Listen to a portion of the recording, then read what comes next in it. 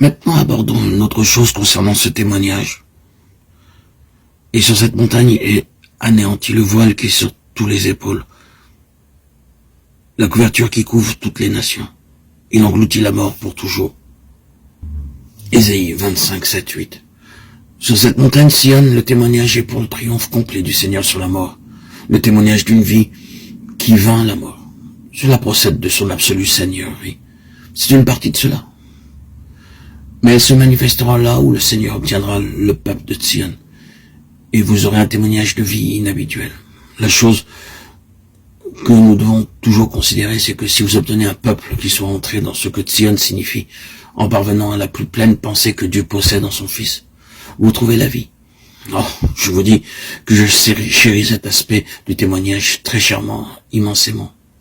Pour moi, c'est le plus important que nous soyons même maintenus dans la vie.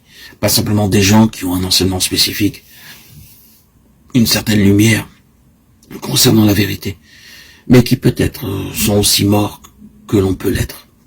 Car il est possible d'avoir une merveilleuse somme de vérité, mais d'être entièrement mort. Cependant, que l'enseignement soit ou non compris par les gens qui viennent, notre désir, c'est que la première chose qu'ils rencontrent et enregistrent ce soit quelle vie il y a ici. Non pas quel enseignement il y a ici, mais quelle vie. Dans une telle atmosphère, vous avez de la croissance.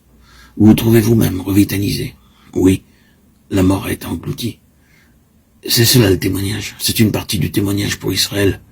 Et qui dira que l'Église dans son ensemble n'a pas besoin de connaître d'une manière nouvelle la puissance de sa vie de résurrection? Est-ce que ce n'est pas cela qui est justement nécessaire? C'est réellement ce que beaucoup recherchent. Ils essaient de l'obtenir dans de grands mouvements organisés. Ils ressentent ce besoin de vie pour réagir contre la mort qui a fait son entrée. Cela ne doit pas être pris pour un jugement ou une critique. Mais nous pouvons dire que cette vie ne peut jamais être fabriquée. Elle ne peut jamais venir à la suite de grands efforts. Elle est là où le Seigneur ressuscité est élevé. Là où il a sa place. Et cette place est seulement la conséquence d'un travail. Vous devez souffrir pour cette vie. Vous ne pouvez pas l'obtenir à bas prix. Vous ne pouvez pas la produire par des moyens humains. Elle peut seulement surgir hors de la mort par la résurrection. Et cela coûte. Dans le verset 6 d'Ésaïe 25, nous lisons cela. L'Éternel des armées prépare à tous les peuples sur cette montagne un festin de mets succulents, un festin de vin vieux, de mets succulents pleins de moelle, de vin vieux clarifié. Ésaïe 25, 6. Sur cette montagne, pour un témoignage à Israël.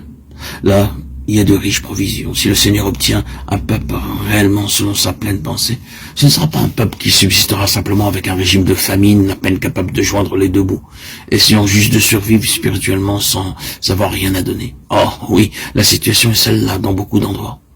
Vous ne croiriez pas le nombre de lettres qui me parviennent de toutes les parties du monde avec des termes semblables à cela. Je ne peux trouver nulle part de la nourriture spirituelle, on ne peut rien trouver dans toute cette contrée. Nous sommes morts de faim. Je n'exagère pas quand je dis qu'au cours d'une année, je pourrais remplir des volumes avec ce genre de récit. Le peuple du Seigneur crie pour avoir de la nourriture. C'est la situation. Elle n'est pas imaginaire, mais tragiquement réelle. Cependant, remercions Dieu, l'autre aspect est également vrai. Il y a un festin de mets gras quand vous êtes dans la direction de la pleine pensée du Seigneur et que vous êtes préparé à en payer le prix. Le prix pour être pour lui un instrument, non pas le prix